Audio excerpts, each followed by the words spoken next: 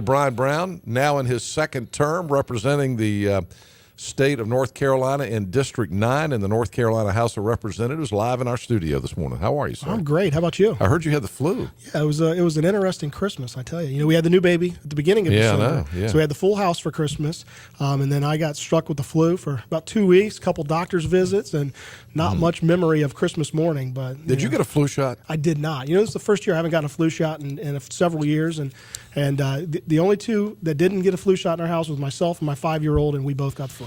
But they're saying, you know, of course, you hear this every year. It's a different strain. The flu shot might not have helped you. But I got the flu shot. But then you and I got the flu at the same time. Wow. Yeah, well, I think now my wife says I didn't have the flu, but my theory is that I had the flu. And it wasn't as violent because yeah. That's what they're saying, because I took the flu shot. Right, that you probably still can get it, but I it had wouldn't all be the symptoms nearly though. as bad. But and I missed watching my grandkids open their Christmas presents and missed going to church on Christmas Eve, all the fun stuff. Yeah. I was home in bed watching reruns of Rockford Files. Yeah, that was it. They pretty much propped me up on the couch with a camera in my hand just to click, you know. And that was pretty much it. Bernie? That was pretty much it. I got to be honest with you. Then they were done unwrapping, and they sent me right back upstairs. So, all right, let's talk about politics in the legislature. 1 week from today, the legislature will reconvene in Raleigh. This will be your second full term after your election this past year, and congratulations. Thank you. Tim Moore is going to be the Speaker of the House, and I know that you are very close with Tim Moore, and so we're all waiting with bated breath once he is elected and formally announced as the Speaker of the House next Wednesday, which is just a formality at this point. We're all waiting to see where you will land in the hierarchy. And, of course, I'm sure you'd like to have some good committee assignments. Have you got any clue yet where you're going to be? You know, I don't think Tim's staying pretty tight-lipped on that. You know, there's a lot of rumors obviously going around, and we've obviously went in and pled our case as to where we think we could be most effective in.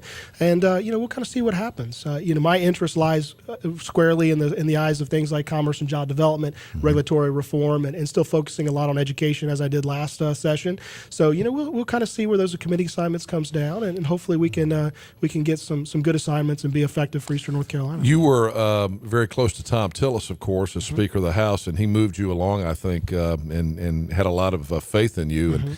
And now Tim Moore, who, of course, is going to be the new Speaker of the House, you're very close with him. So we wish you the best, and be a good thing for Eastern North Carolina to get you a big committee chairmanship. I think that would be great. But you think you're going to be a committee chair this time? We'll see. We'll just see what happens. No predictions? No predictions whatsoever. We'll see what happens. You know, we're hopeful, but we'll see what happens. Regardless of where we land, we'll work hard for Eastern North Carolina. I'm predicting that you will be a committee chair. Well, we'll see. We'll see. I appreciate that. I appreciate the confidence. We'll see.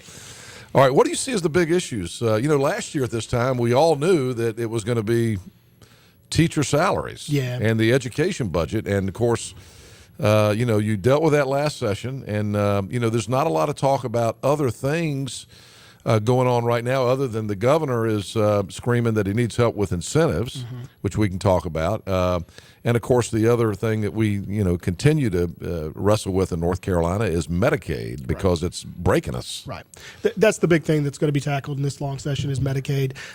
You know, we've worked really hard in the interim here to try to develop a strategic plan and put the right minds in place to try to, you know, kind of talk this thing through and figure out how we can make it work. You know, there's still a lot of indifference on how we can put it all together and make the pieces work, but we're getting closer. It's certainly not going to be something like we did with unemployment last session where first day of session we drop a bill that fixes unemployment. That's not going to be the case. There's still quite a bit of work to do with Medicaid, but we're getting closer. And I think that's a really good thing for North Carolina to try to get some predictability in terms of the budgetary aspect of Medicaid and to also start to put some outcome focus on patient care here in North Carolina and how the funding comes down from there. So I think that we're making some good moves and the right people are in the room trying to talk this out. And I think that's a good thing. It's not just legislators. Governor McCrory was in D.C. yesterday meeting with President Obama, and they met on the Medicaid issue. And, of course, the question is whether or not Medicaid will be expanded in North Carolina. If it is, it would be expanded to another, 500,000 people, and, of course, it's got to be paid for somewhere. Federal government saying they'll pick up the tab for a couple of years, or most of it anyway. And then the question's always been, will they really sustain it after that, or will they do what the federal government tends to do, which is shove it in the face of their state and say, your problem, your expense. Right. I still don't think there's a sentiment to expand Medicaid at this point in North Carolina. Certainly, not opposed to continuing to look at it. But at the end of the day, we have got to get our fiscal house in order before we can make that transition. We can't pay for any percentage of anything at this point because there's not enough funding there to do that, especially with the current system as it stands. So I think, again, if we can fix the system and create a little more predictability, place a little more onus on the providers to drive outcomes, I think we can get there and have a real honest conversation about how we can look forward and expand Medicaid in North Carolina. Liberals, particularly pundits like Chris Fitzsimon, some other folks in Raleigh, continue to say that is insensitive to poor people, that poor people cannot get health care, that by not expanding Medicaid, you are essentially turning your back on people that need medical attention that can't get it. How do you respond to that? Well, I think what we really need to focus on is focusing on outcomes. I continue to say that, and I think if you really squarely look at the situation, that's what we need to deal with, because that's really what's sucking the dollars out of Medicaid. If we could focus on the outcomes and really look at how we provide patient care in the state of North Carolina, we can look at how we can drive dollars to a larger spectrum of folks here of North Carolina across the state. When you look, I continue to talk about things like our mental health system here in North Carolina. One of the most costly aspects of Medicaid. When you look at those patients, they're using the emergency department as their primary care physicians, and only 17% of those patients are going to seek follow-up care once they're discharged from the emergency department. So you have a patient population that's entering a system that's not getting the care that they need. Once they're discharged, they're not getting the follow-up care that they need, and they're entering the ED once again, and the cycle begins again and again and again. That's where those tax dollars are going. That's an ineffective and broken system that we have got to fix before we can look at actually, expanding and covering other individuals, because the system's just simply not working as it stands today. Mm-hmm. I think based on some of the comments by the governor in the last 48 hours, you guys are probably also going to be faced with trying to decide what to do about incentives, and that's been so controversial. And will continue to be. Yeah. No one really likes giving money away to the private sector, and I think it was abused. Frankly, I think the Democrats abused it when they had the power. I know Tony Rand, when he was the Rules Committee chair in the Senate, there's no doubt that he ramrodded a bill through to actually give money to the Goodyear Tire Company to kind of stay open. Right. And so, of course, the argument was, well, if we're going to give money to bring jobs to Fayetteville, why don't we give money to keep jobs in Fayetteville? Mm-hmm. But, that's a slippery slope that just you just can't sustain. It is. But now the governor is saying that as a result of not having anything in the pot right now, and of course the money gave out at the end of the year last year, and he's been saying this from the beginning.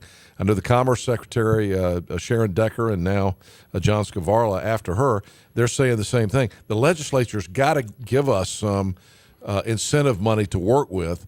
He's saying that North Carolina just lost the home office and headquarters for Mercedes in the United States to Georgia because he could not negotiate with them. Well, what do you think about that?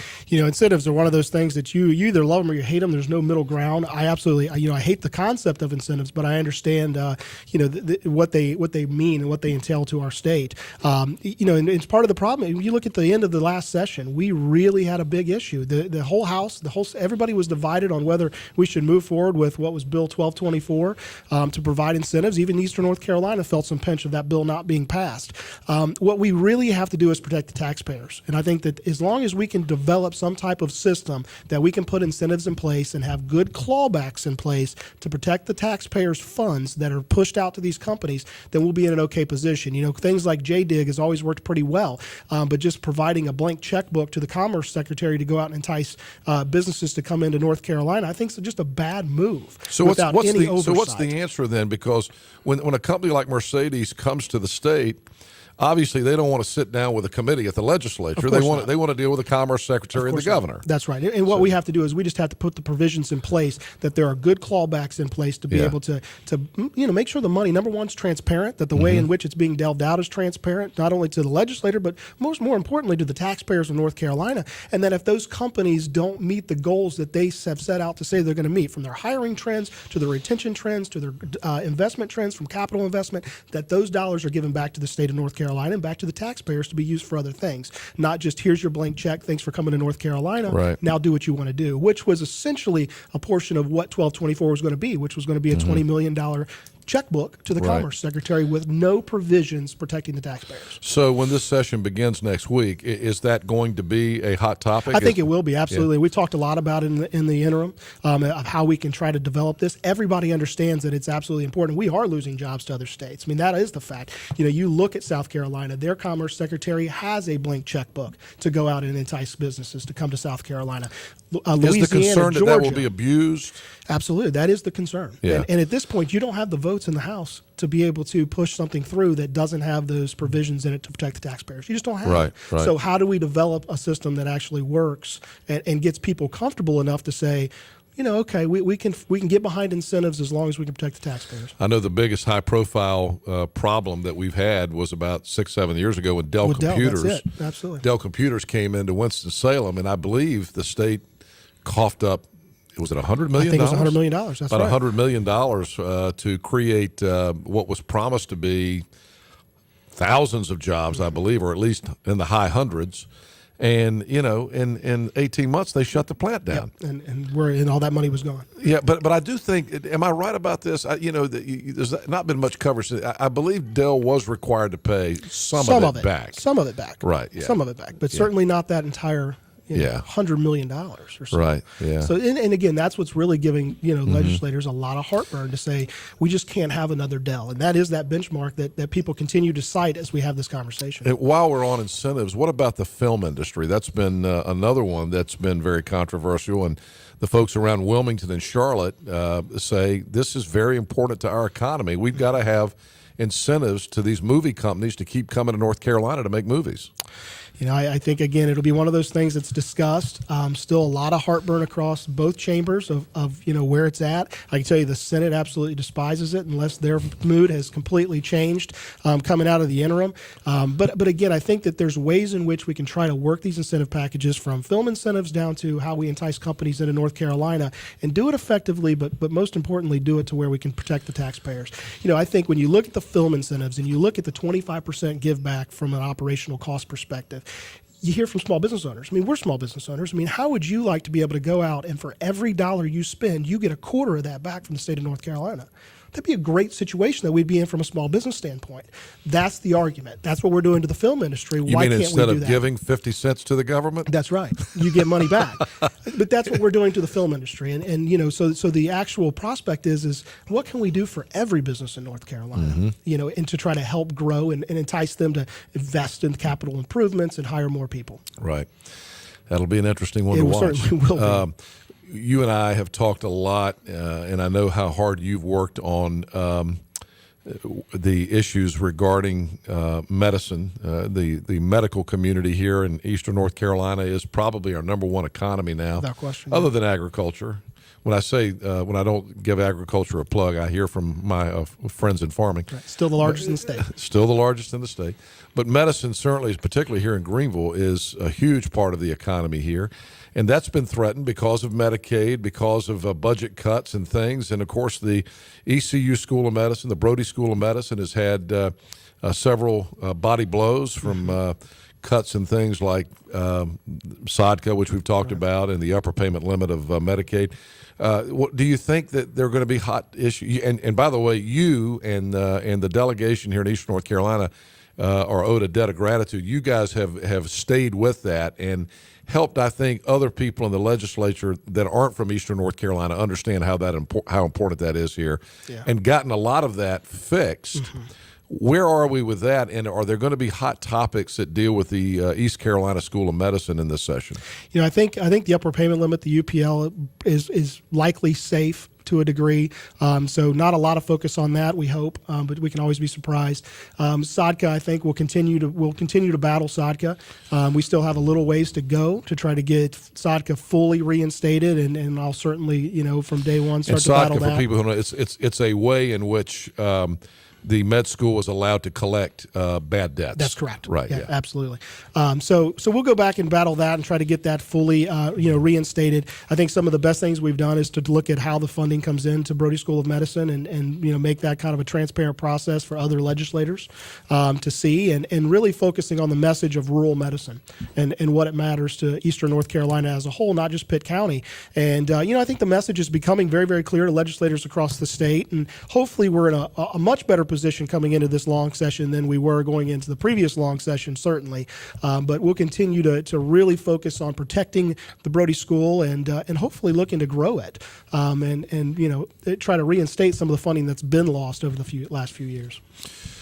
All right. What else is on your agenda as we enter a new legislative session? What would you like to get accomplished? Anything that we haven't talked about? There's one of the key pieces of legislation that I worked really hard on last time was crowdfunding legislation, equity crowdfunding for small businesses. The new Commerce Secretary, John Scavarla, has come out saying that that's one of his main priorities. So that excites me a great deal that we might be able to finally push that legislation through and truly bring money from Wall Street down to Main Street. So I think that'll be a great piece of legislation if we can work that through. I've been collaborating with Pitt County Sheriff's Department and some others on some bullying legislation to try to just pull, not stiffer penalties. I don't think that's the right word, but just a little more responsiveness to those who engage in bullying in the state of North Carolina. And continue to focus on education. I think, as we look at what we can do for teachers, what we can do from removing the bureaucracy from the classroom and allowing teachers to teach. And of course, I make no bones about it. I also will continue to look at school choice in North Carolina and what we can continue to do with school choice. Ding, ding, ding, ding, ding, ding. There it is, right? You said the magic words, school choice. That's there right. it is. Boom. So, has the school teacher, we've talked about this so much, and it's kind of like opening old scars again. Have the school teachers, the older school teachers that didn't get much of a raise, has that calmed down a bit now? I mean, again, I think that what you guys did in the legislature last time around was, you had to incentivize young school teachers to get young people back into wanting to be school teachers. Absolutely, no question. And so I applaud you for what you did, but there's still a lot of teachers that have been in the system a long time that say, hey, we got hosed. Right. And I think that, there's still a lot we can do for those older teachers, and there's things that we're going to do. I really believe that as long as we can continue revenues on the right track, we will continue to work to incentivize our teachers in the state of North Carolina. Not only new teachers, but those teachers that have been in the field for a long, long time. I don't hear a whole lot about it at this point. I actually hear a lot of thank yous. I see that pay increase, and we appreciate that very much. But there's no doubt there's still a lot of work that we need to do in North Carolina, and it's not just through incentivizing teachers through pay. It's also incentivizing them through getting out of the business of doing nothing but testing and teaching to the tests, right. Getting back to the business of making sure that the classrooms are fun and our students want to be in there because the teachers are having a good time and the teachers are able to do what they do best, which is teach.